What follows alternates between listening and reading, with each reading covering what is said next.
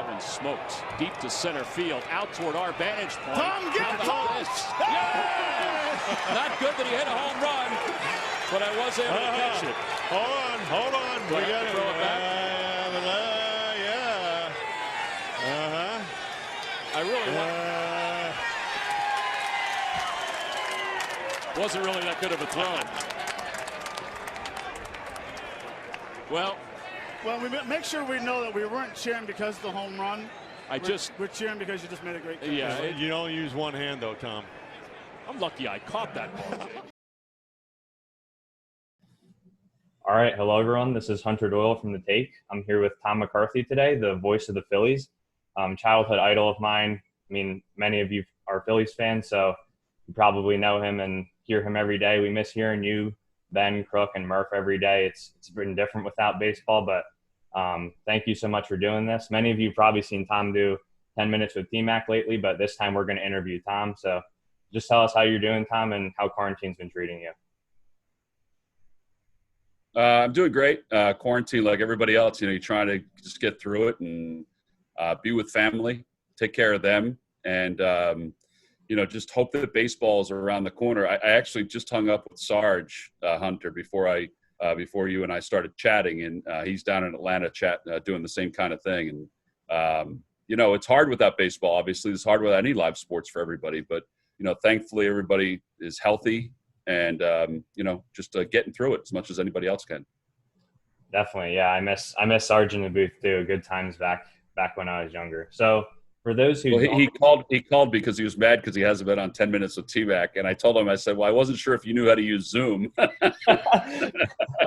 Oh man, great stuff. So for those who don't know you, we don't really get an inside look at you guys from the booth. We just hear you on TV every day. Tell us a little bit about yourself.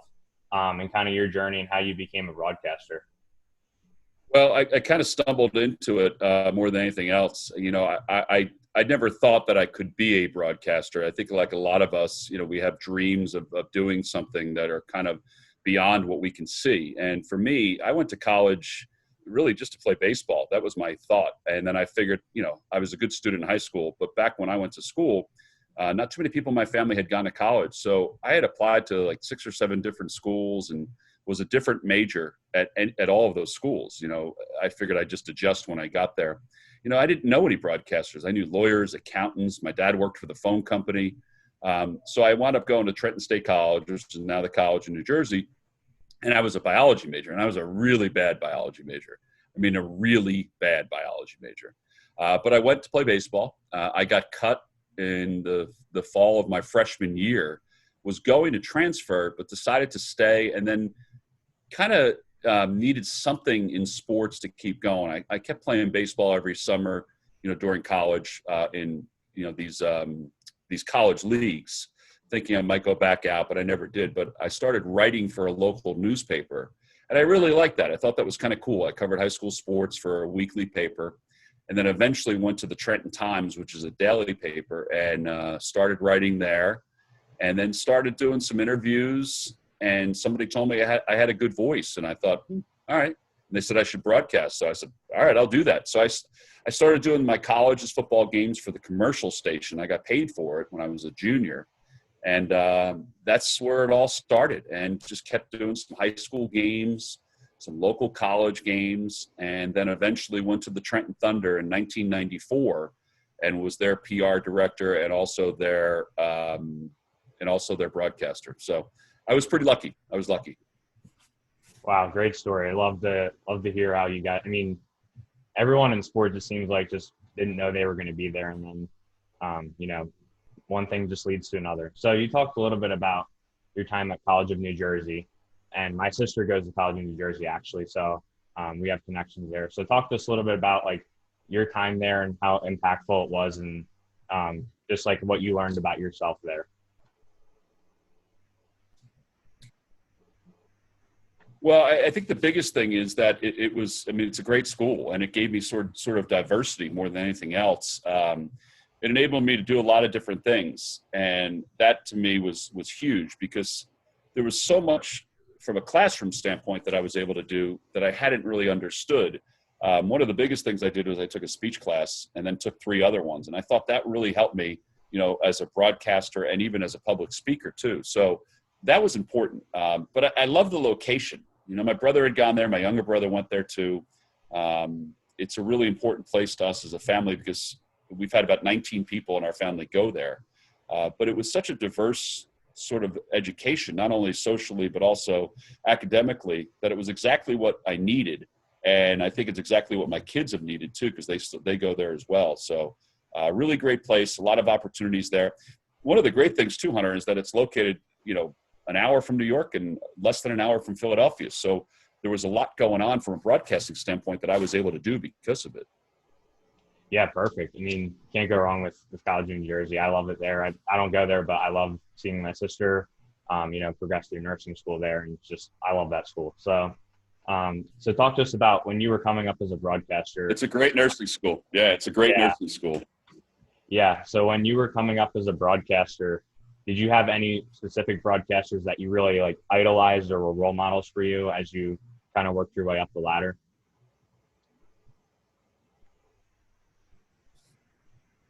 Yeah, a lot of my influence was with the guys in New York because I grew up a Mets fan. So I listened to Bob Murphy a lot, but I also listened to HK and Whitey a lot too, because where I grew up, it was sort of we had a triangle of teams. We had the Mets, Yankees, and Phillies, and my dad would take us to all of those games. So, if the Mets or Yankees weren't on, the Phillies were on.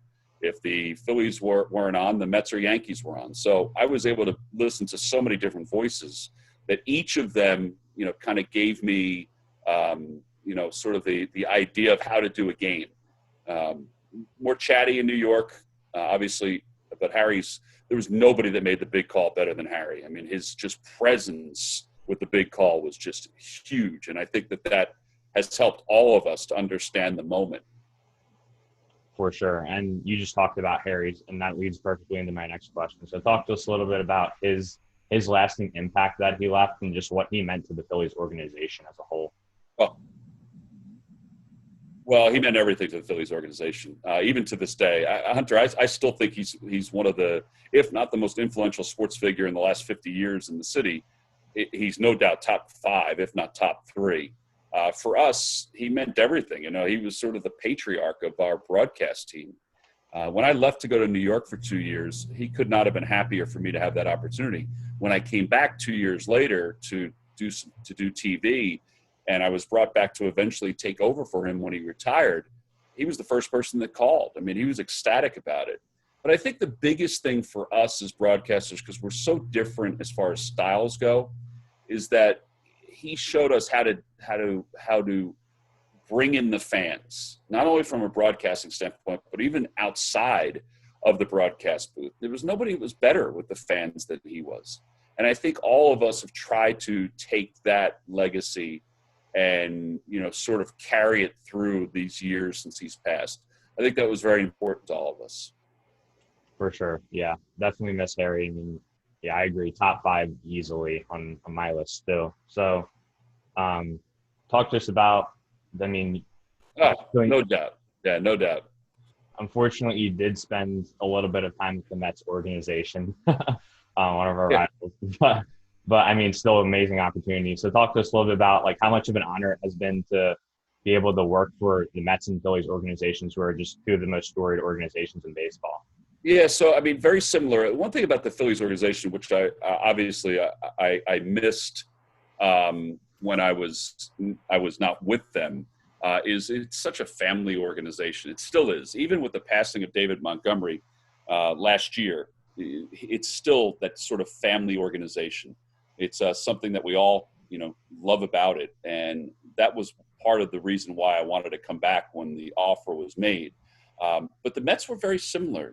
I had a great broadcast booth with the Mets. Howie Rose and Chris Majkowski and Ed Coleman were my partners.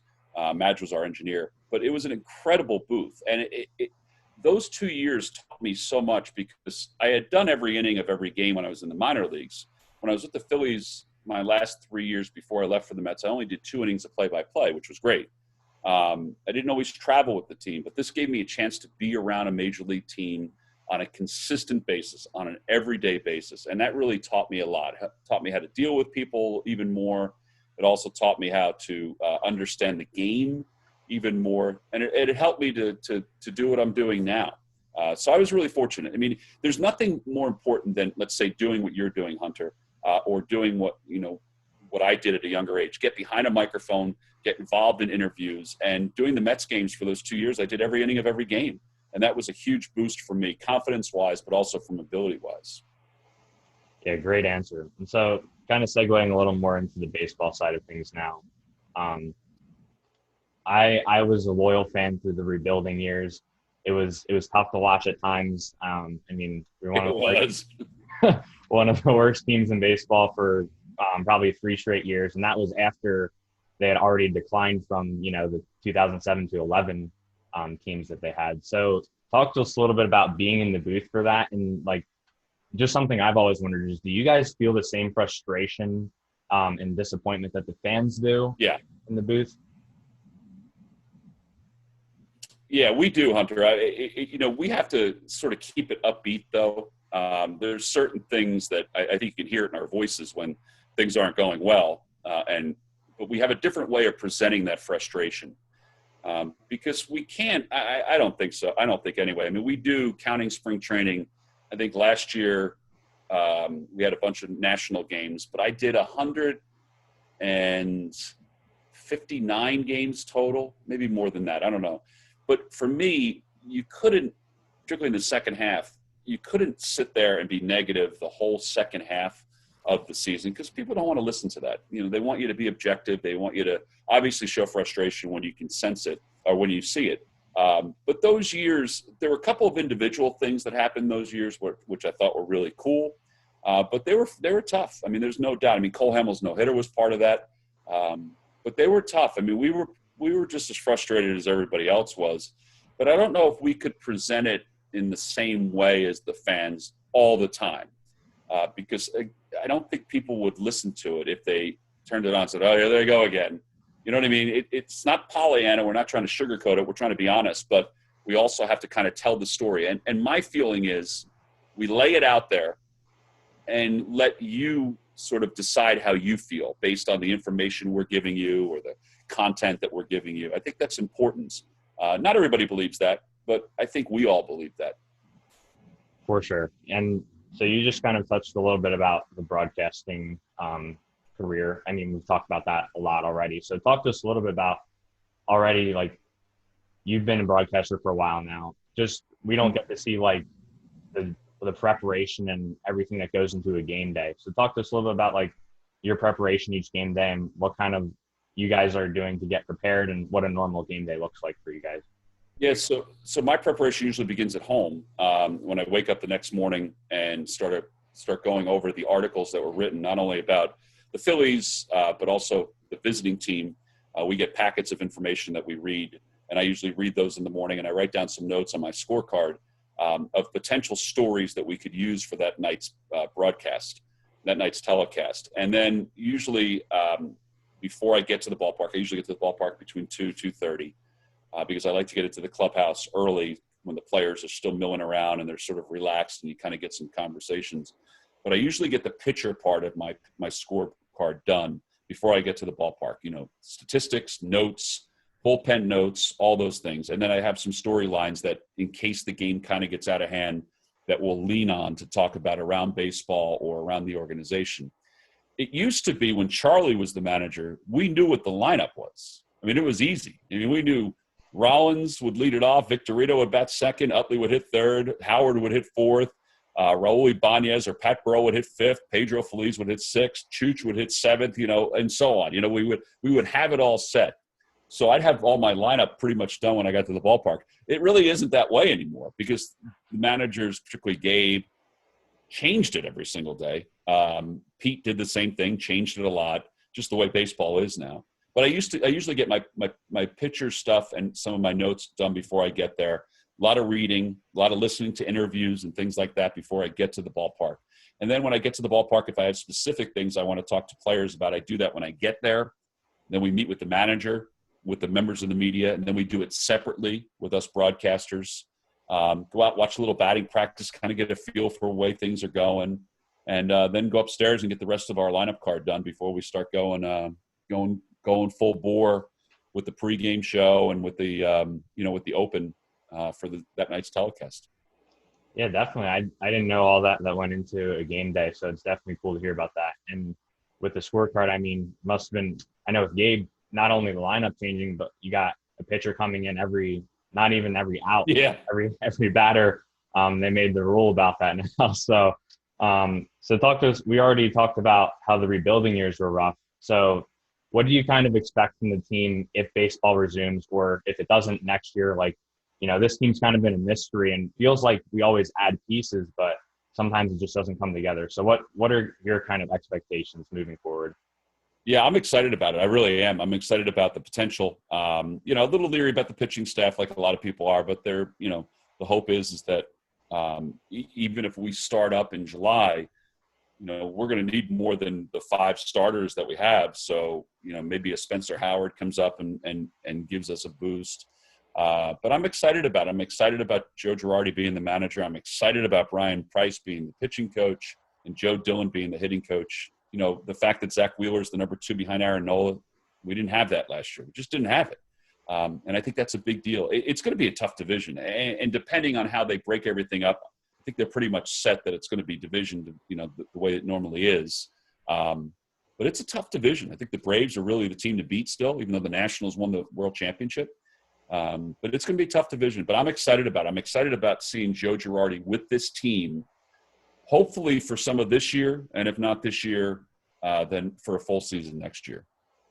Yeah, couldn't have said it better myself. Definitely going to be an interesting season if it happens, and we'll see where it goes with some of the new guys, especially want to make the playoffs for guys like Kutch, who are getting a little bit older and a short contract. So, and also just his personality, I'd love to see him win one in the city of Philadelphia before we go. So, yeah, and I think Hunter, I think he's a big deal. I really do. I mean, look, we know what the numbers were from his injury last year. Phillies couldn't find a leadoff hitter, and I'm not saying that he is the all-star or MVP that he used to be, but he certainly helps this lineup. He lengthens the lineup, and I think that's a pretty big deal. Yeah, exactly. It was different when we didn't have him leading off games. I mean, Cesar did it for a while, but it seemed like he definitely was a little less comfortable in that role after being taken out of it. And then they flipped different guys around, and then Dickerson kind of came in a little too late. It felt like it was kind of already a lost cause then. Yeah. But so just tell us about, in general, you've been announcing the Phillies for a while. What are some of the biggest moments that come to your mind? We've had the John Mayberry Grand Slam. I was at that game late in the game. I mean, that's just the first one that comes to mind for me. So talk to us about some of your favorite moments that you've announced here. Boy, it's a good question. I mean, Kevin Millwood's no-hitter when he was with the Phillies was pretty cool, just because, it was a major league no-hitter. It was my first major league no-hitter. Roy Halladay's perfect game is, right at the top of the list because I was there for the 2008 championship, but I didn't do any postseason radio. I did pre and post game stuff, and that was kind of cool watching Harry and Wheels celebrate the championship when Brad Lidge got Eric Hinsky on that final out. But Doc's perfect game is up there. I mean, that was exhilarating. It was the 20th of all time, second one in Phillies history. That was a pretty big deal. His no-hitter in the postseason was incredible. Any of the postseason games, I mean, it was so loud at Citizens Bank Park. I still say it's the best landscape for playoff baseball in the major leagues. I mean, it was just incredible, and we're biased about it, but it was incredible. Obviously, Game 5 against the Rays was unbelievable. Just the whole thing, just the whole scenario, and how the Phillies won it. They had to wait because of the weather, stuff like that. Harper's Grand Slam last year. I mean, that was a big deal. I mean, that was fun. That kind of stuff was fun. So those are ones that stand out. Catching the ball in center field. Kyle Kendrick and I talked about it the other day. That was kind of neat from a personal standpoint. But there were a number of big moments. The Aaron Altair home run against Clayton Kershaw was a cool one during those down years. But those are some of the ones that really stand out. Oh, Hamill's no-hitter at Wrigley, because it was so – I mean, now that we can laugh at it, because Odubel looking like Pigpen out in center field with the dirt going all over the place, that was kind of neat too. Definitely. I think you had a catch in the 8th inning that was a little iffy too, that we thought maybe might not it work. was windy. It was windy that day. I mean, if you watch it, I mean, the wind was blowing out, and there were a couple balls, and then it was swirling. There were a couple balls that we weren't sure where they were going to go. For sure. And I actually forgot about you catching that ball in center field. Yeah. Made me remember you guys calling games from the stands, which is definitely one of my favorite games of the year. So thank you for bringing some of those memories up. I'm getting goosebumps just thinking about them. Hopefully some of them, like Altair's grand slam, like someone hits one of those when we need it later in the season, in the upcoming years, hopefully. So you've also No doubt. you've also announced non-Phillies games, football and basketball as well. So tell us about some of your favorite non-Phillies moments that you've announced as well. Boy, college basketball. My first year doing the NCAA tournament was with Princeton, and it was you were a puppy at that time, but it was Pete Carrill's last year as the head coach at Princeton. What year were you born, Hunter? 2001. Yeah, you weren't even born. Yeah, you weren't even born. It was the 94-95 season. You weren't even born. 94-95 season. They knocked off UCLA, which was the defending national champions. So that was kind of neat doing that. And the St. Joseph's run, where Jameer Nelson and Delonte West, their final years at St. Joseph's. It was my first year doing those games. That was pretty sweet. Any of the NCAA tournament games for Westwood One. This year I was supposed to do it for CBS. The first 4 in Dayton, which would have been cool. NFL games are a totally different animal on TV. I mean, they're sweet. I mean, but for Westwood One, I did the Packers 49ers playoff game several years ago when Kaepernick was still quarterback. That was a great moment. I did the Jaguars Steelers playoff game a couple years ago, which was a crazy game. The Jaguars finally lost to the Patriots in the AFC Championship. So those are some of the moments that kind of stand out from outside of Phillies games. Definitely. And you've announced a lot of athletes before too. So that leads into my next question. So who are some of the athletes that really stand out that have just been like head and shoulders above others in terms of, can be in baseball, just like a Chris Swing, or in football, just like, you watched Antonio Brown and Jalen Ramsey go at it, just best in the game. So talk to us a little bit about that. Well, personally, you guys that I've met with that I think were unbelievable. Larry Fitzgerald, wide receiver from the Cardinals. Incredible. Andrew Luck, quarterback for the Colts. I mean, just a fantastic guy to talk to. That's kind of the memories I have of doing those games and talking to some of those athletes.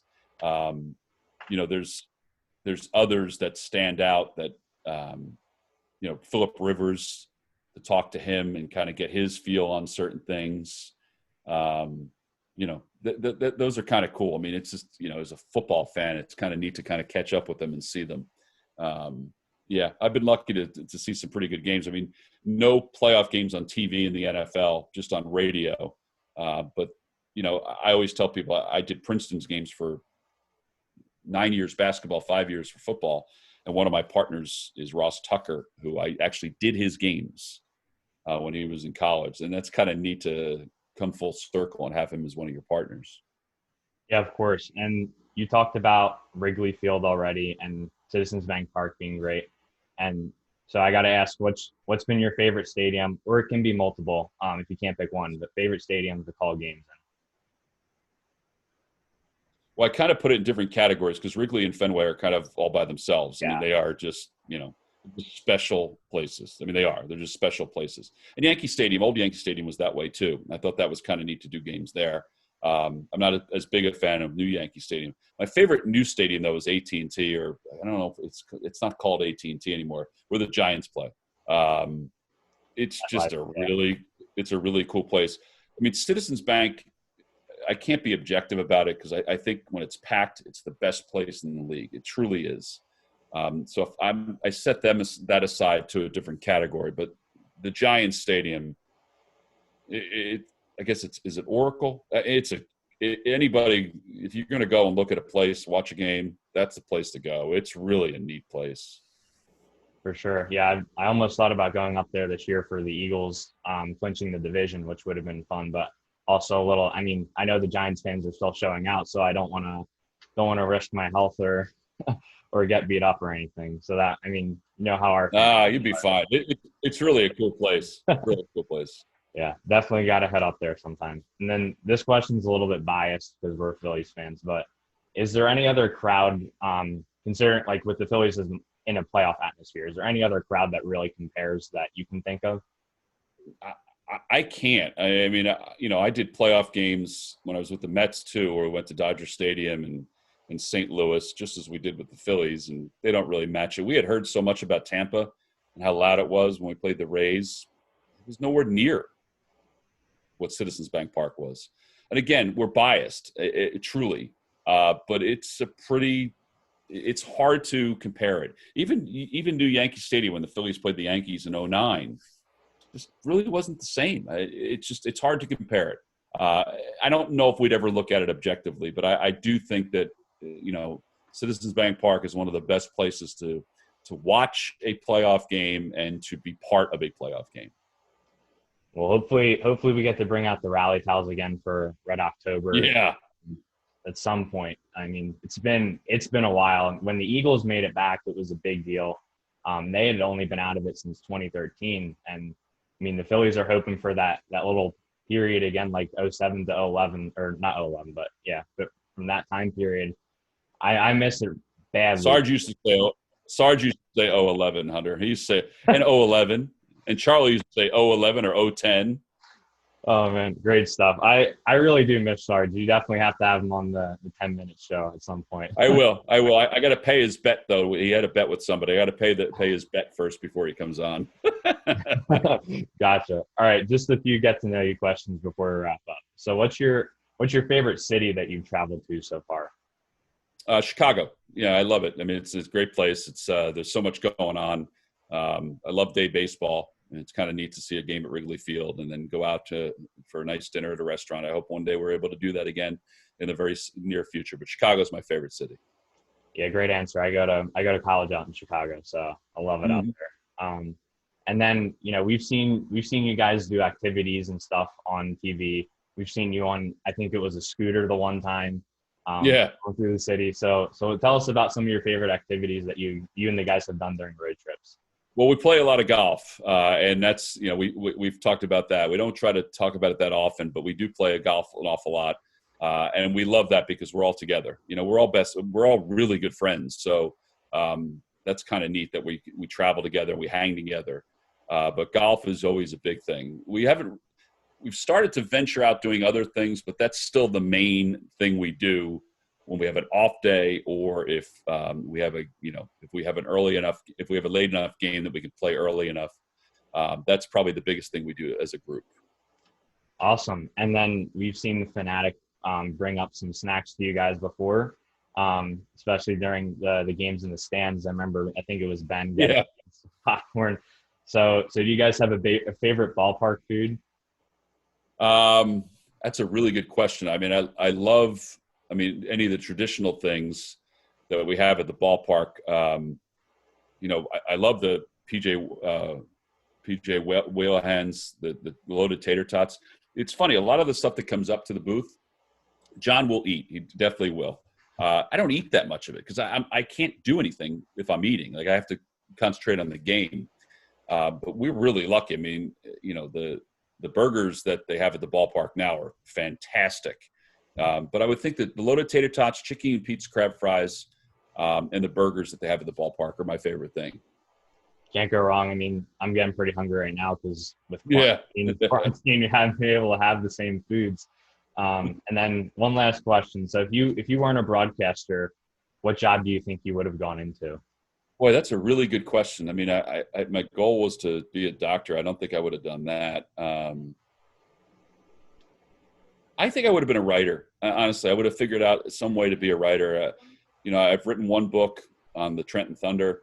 It's not like a full-blown novel or anything like that, but at least as an informational thing.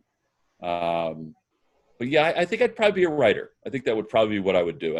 If not, I might have found my way into coaching on the collegiate level in some way, shape, or form. But I would say safely, I would say a writer.